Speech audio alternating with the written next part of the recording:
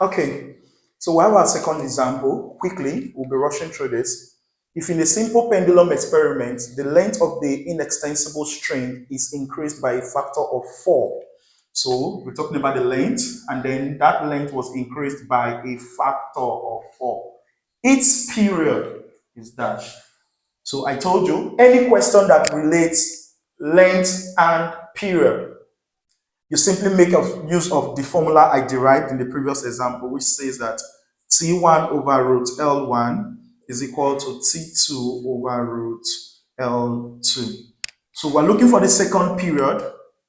So we'll say T2, the final period, would be, if you should cross multiply, you're going to have T1 root L2. If this should go and meet T2, you will need to divide both sides by this term. So I will divide by root L1. So this is the formula to calculate, to get the period. Now the question said that the length was increased by a factor of 4. What does that mean? That simply means that whatever the length was, we multiplied it with 4. So the question said my second length, the new length, is actually 4 times the previous length, which is L1. So this was what was given in the question. So if we substitute, we're going to have that what? The final period or the new period becomes T1, okay, multiplying, there's a multiplication sign there, multiplying roots. Your L2 now becomes 4L1 divided by your root L1. So from there, what do we do? We're going to have that our T2 would be equal to T1 times the square root of 4 is 2. Then you have your root L1 left in the root divided by the square root of L1.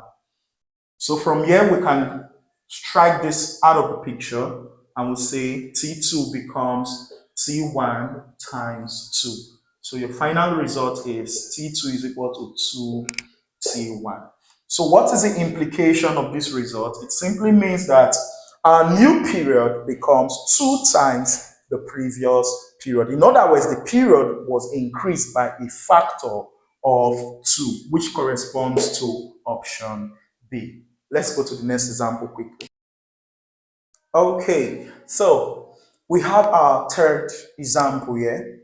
So the pendulum bob of mass M moves along an arc of a circle radius r in a vertical plane as shown in the figure below. What is the work done by gravity? Keyword. In the downward swing through this angle to the 0 mark. So please, let's pay attention now. Now, if you study this diagram carefully, you should understand that the length of this string, it's actually from this point to this point. Okay? If this is a circle, according to the question, the particle is moving, they said a simple pendulum will move along an arc of a circle. If we actually complete this to be a full circle, okay, a line drawn from this becomes the center of the circle. So this becomes a radius. A line drawn from the center to the circumference is a radius. Also, this is also a radius. So that establishes that what? The height from this level down to this level, that's the length of the string, is still this arrow that is being given to us here. So that should be established first. Now, by the time the particle moves from this point to this point, covering this angle, it would have moved through a particular height. So the height it would have moved through would be from this level down to this level. So that is the height that has been traveled by the particle. And then we can now say that from this level to this level now, since the whole length here is arrow, we can say that becomes arrow minus h. I mean the length from this top to this part is 90 degrees. So the length there becomes arrow minus h, meaning you remove this h from arrow, you get this remaining part. Why do we need to do so? Because for us to get h now, we're going to make use of this right-angled triangle over here. So working with that right-angled triangle in trigonometry, This is opposite. This is adjacent. So adjacent corresponds to arrow minus h, and then arrow corresponds to your hypotenuse. So using your SOHCAHTOA acronym, we can clearly see that we are giving the adjacent and then we are giving the hypotenuse also.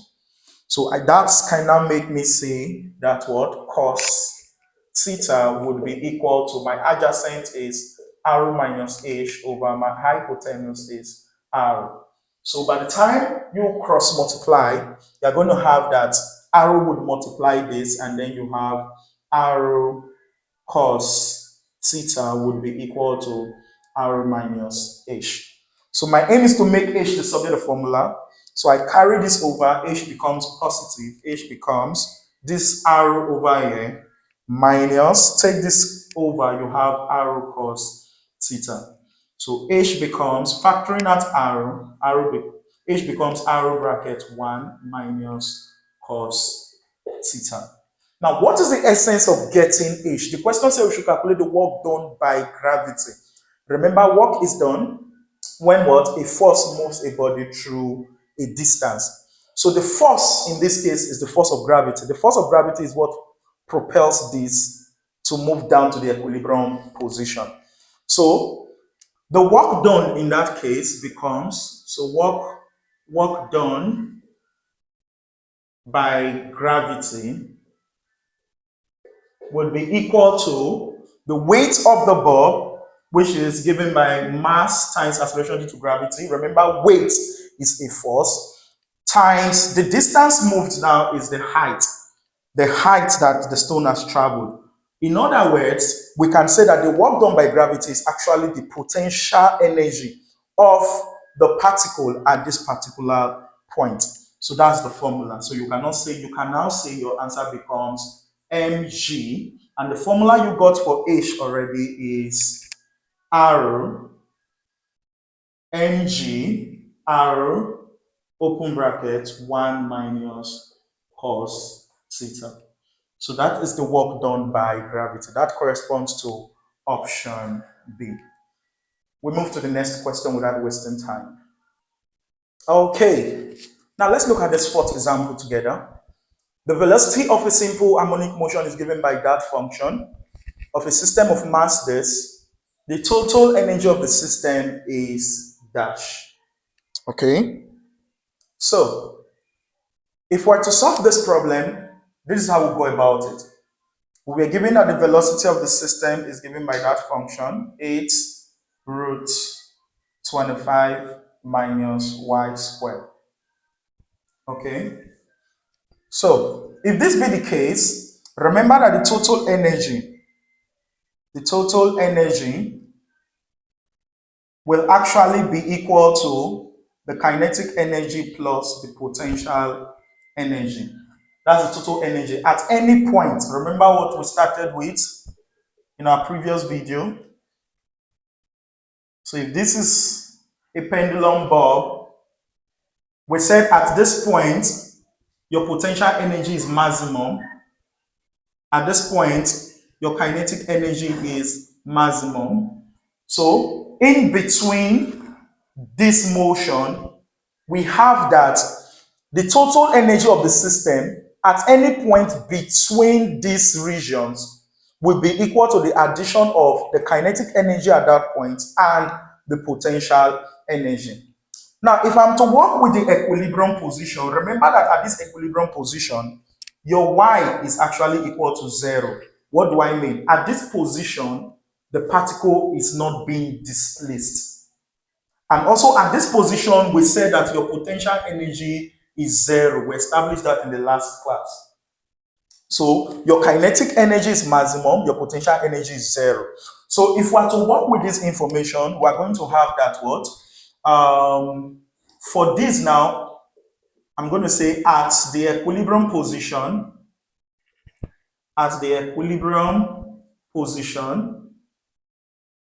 what we have that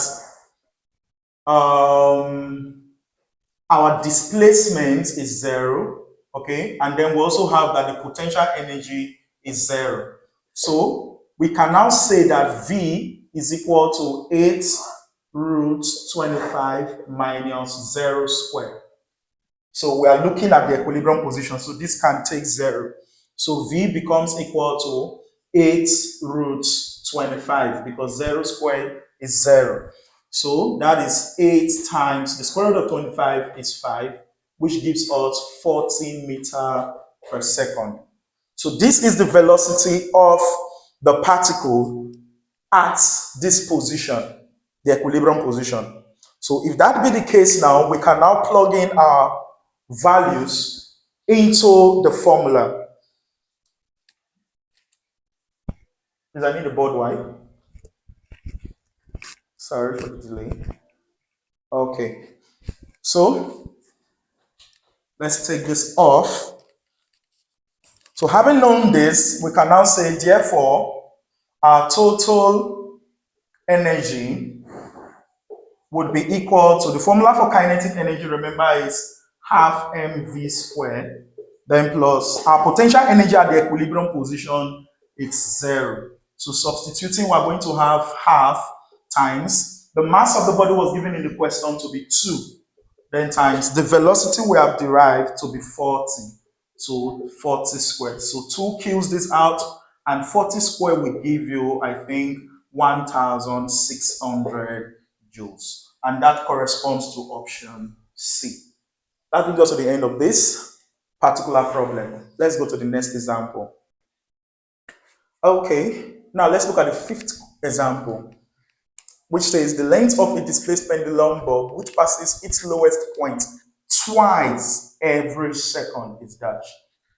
Now, remember our explanation about the pendulum bulb. This is the lowest point, okay?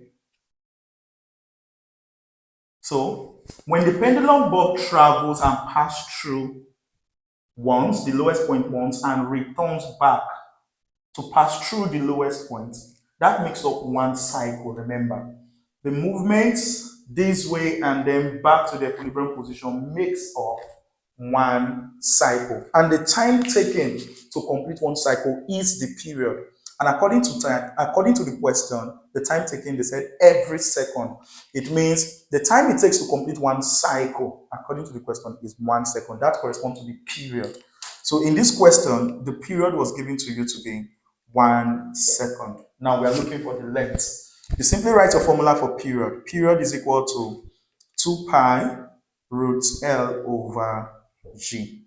So if we should substitute, we're going to have, in place of period, you write 1 is equal to 2 times pi is 3.142, then root, we don't know the L, which is the length, divided by G was given to you as usual. We all know G is 10.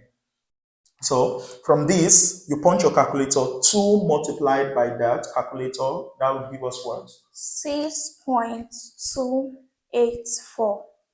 Yes. Then you have your root L over 10. You divide both sides by this number, you have 1 over 6.284 will be equal to, this disappears and you have just root L over 10 remaining. From there, what can we do? Punch your calculator, 1 divided by this will give us what? 0.1591. So equal to the square root of L over 10. Now, you could remove the square root by squaring both sides. If I square both sides, I'm going to have 0.1591 squared equal to the square root disappears and you have L over 10. So you square this number, the result gives you what? 0.0253. 53 equal to L over 10. So finally, by the time you cross multiply, L would be alone. L becomes 0.0253 times 10. And that would give you 0.253 meters. Approximately, that is 0.25 meters. And that becomes your result for this problem. That's option A. We'll move on to the next question. Okay, so let's look at the sixth example, which says an oscillating pendulum has a velocity of this at the equilibrium position. Remember, this is your equilibrium position. O. So this is O. and velocity of 0 at some point p. Remember, at the extreme point, I've told you that the velocity becomes 0. Okay, at some point p. There's a using the diagram below, calculate the height of p above O. So we're calculating this height. That's what we're calculating in this question. Now, what's the principle behind solving this question? Remember that at the equilibrium position, the total energy of the system is just the kinetic energy because potential energy is 0 at this point. Okay? And from the principle of conservation of energy, energy can be transformed from one form to another. So by the time the particle moves from this point to P, all the kinetic energy it possessed at O becomes converted to potential energy at this point, because at this point the kinetic energy becomes 0 since the velocity is 0. So you simply say from the principle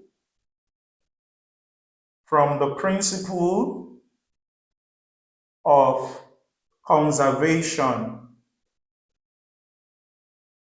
of energy, we can say that what?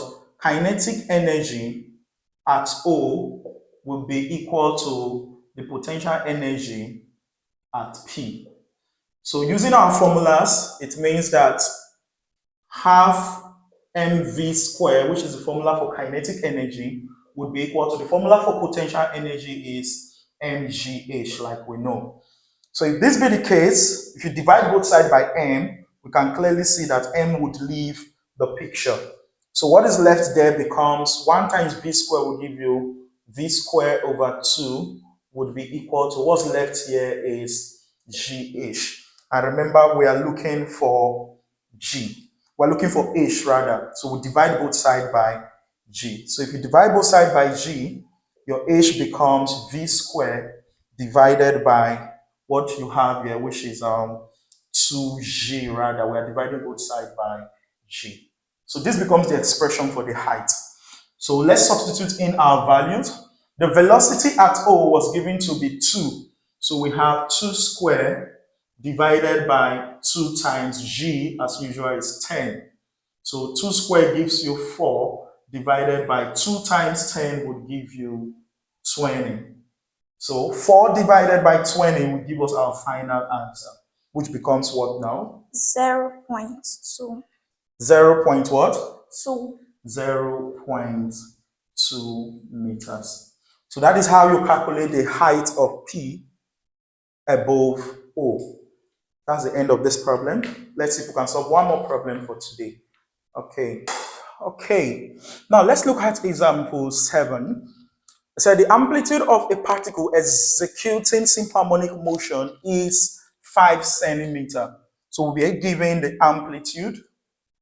So amplitude was given to be 5 centimeter. And of course, you know, centimeter is not the SI unit for length. Amplitude is the length, so we divide by 100. So you say 5 divided by 100 meters, and that would give you 0.05 meters. So while its angular frequency was given to us, W was given to us as 10 rad per second. So they say calculate the magnitude of the maximum acceleration of the particle. Please.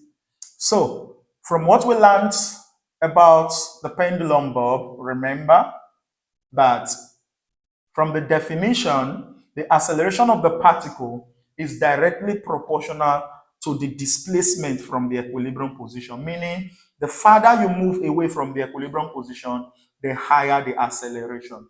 Therefore means that the maximum acceleration, which is A max, occurs at the extreme point of the motion. In other words, maximum acceleration occurs when your displacement becomes equal to the amplitude. So from the formula of acceleration given to you from the previous video, we said acceleration is equal to negative w square x. And remember, I've explained the meaning of the negative sign. You're not working with it. It only tells us that the direction of acceleration is opposite to that of displacement. So having said that, we're in this case for maximum acceleration, okay, our displacement will be equal to the amplitude. So we can now say that maximum acceleration is actually the product of the square of your angular frequency and your amplitude. So if we substitute our values, okay, we're looking at the absolute value. Don't care about the negative sign. We're going to have W was given to us to be 10 square, which is 10 square. W was given to us to be 10 rather. So we have squared here. So 10 squared times the amplitude is 0.05. So quickly, 10 squared is 100. So you punch your calculator, 100 times 0.05 would give us what? Would give us 5.0 meter per second squared, which corresponds to option B. So this video is quite lengthy already. We're going to call it a wrap here. If you have any question on simple harmonic motion that's giving you issues, any challenge, post it on the comment section. Please support this channel as usual by liking, commenting, subscribing, and sharing with your friends. I will see you in my next video.